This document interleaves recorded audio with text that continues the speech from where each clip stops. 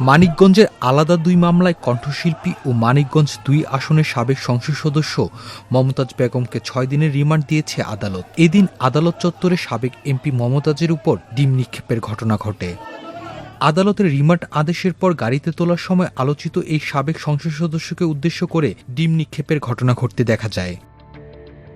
সকাল ৯:৩০টার দিকে ঢাকা কাশিমপুর কারাগার থেকে মানিকগঞ্জ কোর্টের কোর্ট কারাগারে রাখা হয় মমতাজ বেগমকে। আদালত সূত্রে জানা গেছে, ২০২৪ সালে সিঙ্গারের গোবিন্দলের ৪ জন হত্যা মামলার আসামি হিসেবে মানিকগঞ্জ সিনিয়র দায়রা ও জজ আদালতে তোলা হয় মমতাজকে। গত ১৩ মে মামলার তদন্তকারী কর্মকর্তা মনিরুল ইসলাম আসামির ৭ দিনের রিমান্ড চেয়ে আবেদন করেন। অন্যদিকে আসামির রিমান্ড বাতিল ও জামিন চেয়ে আবেদন করেন তার আইনজীবীরা। শুনানি শেষে ঢাকার মেট্রোপলিটন ম্যাজিস্ট্রেট মোহাম্মদ জুয়েল রানা আসামির জামিন নামঞ্জুর করে ৪ দিনের রিমান্ড মঞ্জুর করেন।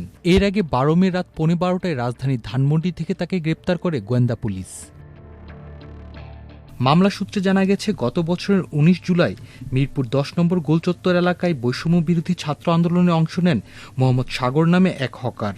সেদিন বিকেল ৪:৩০টার দিকে আসামিরা আন্দোলনকারীদের উপর হামলা ও গুলি চালায়। এ সময় ভুক্তভোগী সাগরের বুকে গুলি লেগে তার শরীরের পেছনের দিক থেকে বের হয়ে যায়। পরে মিরপুরের একটি বেসরকারি হাসপাতালে চিকিৎসাধীন অবস্থায় তিনি মারা যান। এই ঘটনায় গত ২৭ নভেম্বর নিহতর মা মিরপুর মডেল থানায় হত্যা মামলা করেন।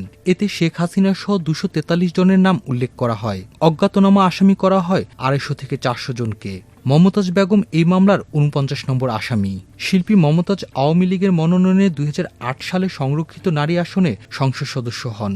পরবর্তীতে ২০১৪ ও ২০১৮ সালের বিতর্কিত নির্বাচনে নৌকা প্রতীকে নির্বাচন করে মানিকগঞ্জ ২ আসন থেকে পুনরায় সংসদ সদস্য নির্বাচিত হন তিনি। তবে ২০২৪ সালে জাতীয় সংসদ নির্বাচনে নিজ এলাকা মানিকগঞ্জ ২ আসনে স্বতন্ত্র প্রার্থীর কাছে হেরে যান মমতাজ।